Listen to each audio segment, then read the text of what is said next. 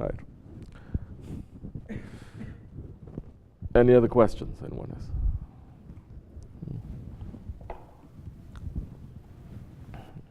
You have a question? Yes. Bismillah. You've covered a lot of ground on this answer. How do we go about implementing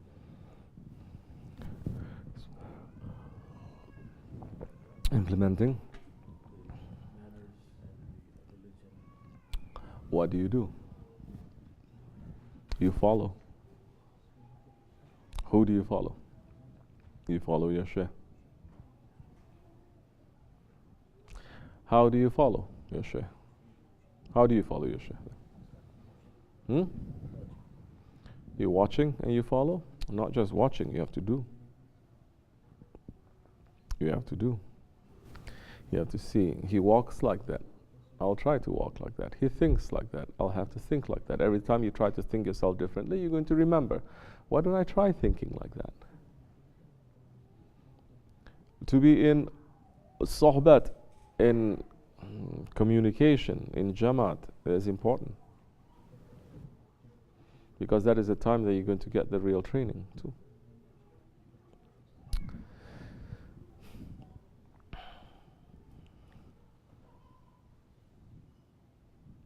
You're coming, you're trying to learn. As much as you observe, as much as you do, that much you're going to get. It doesn't mean you're going to have to stay here for a long time to get it. The more you observe, the more intelligent you are, the easier you're going to pick up certain things. Because what? You're not being lazy. Tariqat Sufism is not for lazy people or people who don't think. Always you have to question. After you question, then you put it in your life. You sit and you think. And that time, closer that you are moving to your Shaykh, more he's going to train you. Then you'll come to a time when there are certain things that you do, and he's going to guide you. Maybe in the beginning, he says, very good. Later, he says, it's not so good. Then where is our ego? Our ego is going to say, I'm doing so much, and he's saying it's not so good. But what is he there to do? To praise you or to guide you? He's not doing it for himself. He's there to make you to rise to higher stations, to better understanding. And there may be some understandings that you don't see. Try as you're trying to legally, logically reasoning it out, but we're all creatures of habit, no? You think it's so easy to break a habit just because you think you want to break it? It's not. Here we're talking about thought, we're talking about attitude, we're talking about behavior, we're talking about intentions now. You understand? It is pretty much a systemic change. Now, later you'll do something and he may say everything you do is wrong. Then you have to sit and you have to understand and you have to know. How do you want to do it? Do you want to do it with yourself, by yourself? Then it's okay. But if you want to do it the way that the friends of Allah do it, it's not going to be so easy. If you want to do it the way that the prophets they do it, it's going to be very difficult. It's difficult for your ego. You understand? Fasting, for example. We finished the fasting of 1 month. Fasting, some also they fast in certain days that we just passed. The days of Qurban. Fast.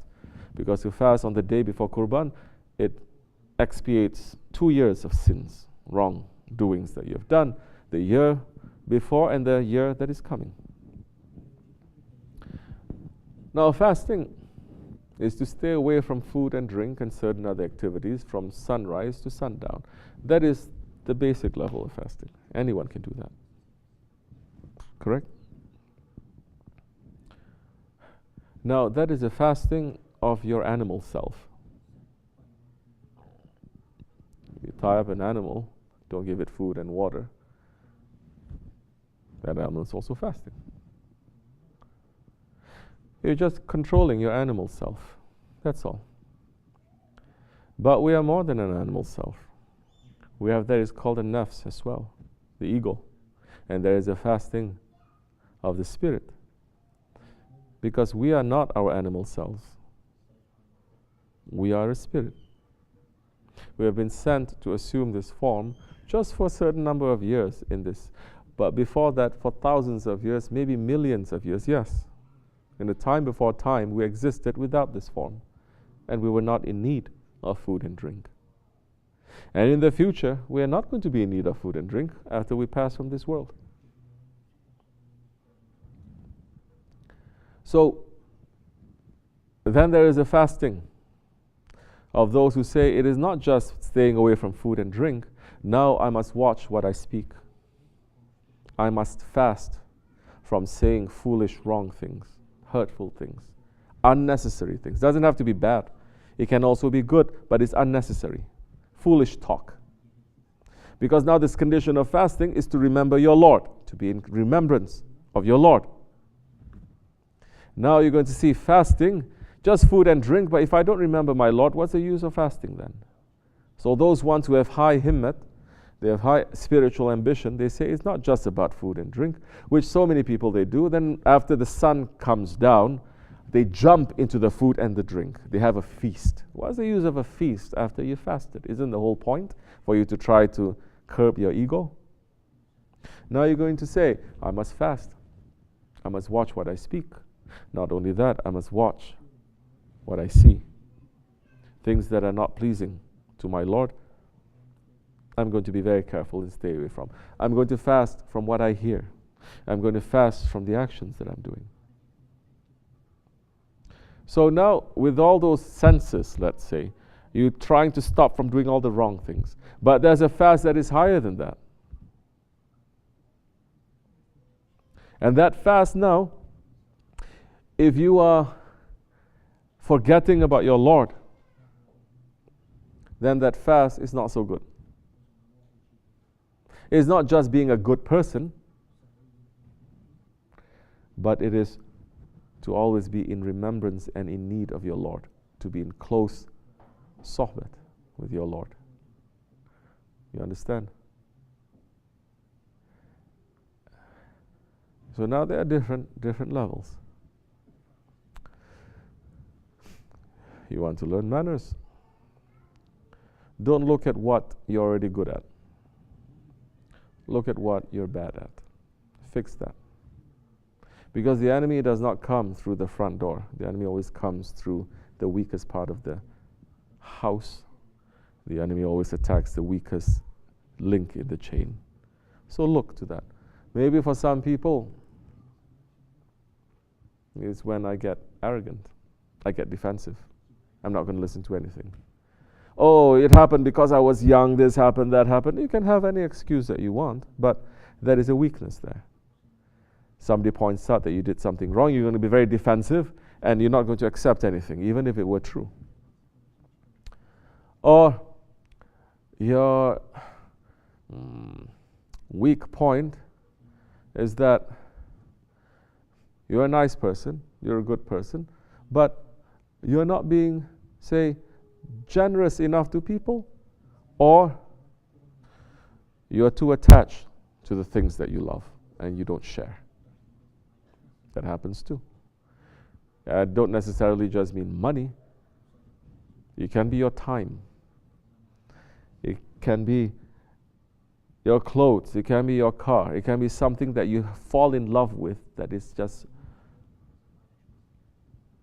you are attached so much to it. And that becomes a weakness.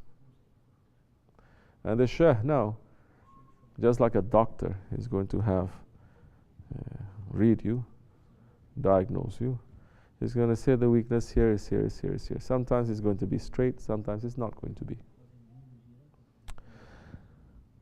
So once you know that, if you realize that, and this is the way of subtlety also, the Shaykh, and he's not going to say, you have a this, you have that, do that.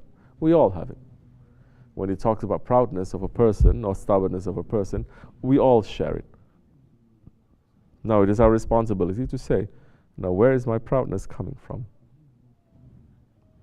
Where is this heedlessness?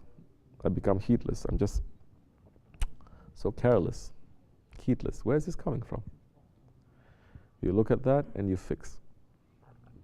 That is when tafakkur enters. Meditation. Not to sit and to pretend that you are someplace else, but to look at your life and to look at your day and to look at your intention and to look at your action. Understand? At that time, look at your action, then look at what is our Shaykh is showing us. This is also a subtle way. More you are in close contact with the Shaykh, more he's able to adjust certain things. Sometimes he's going to say, sometimes he's not going to say. But he's working on you. May Allah accept our ibadat and our sincere actions, inshallah. We are weak ones. We're not claiming to be anything. But important, we have to be sincere. We have to try as much as we can. Anything good that is coming from our Lord. Anything that is bad, it is coming from our ego. May Allah forgive us, inshallah. Al-Fatiha.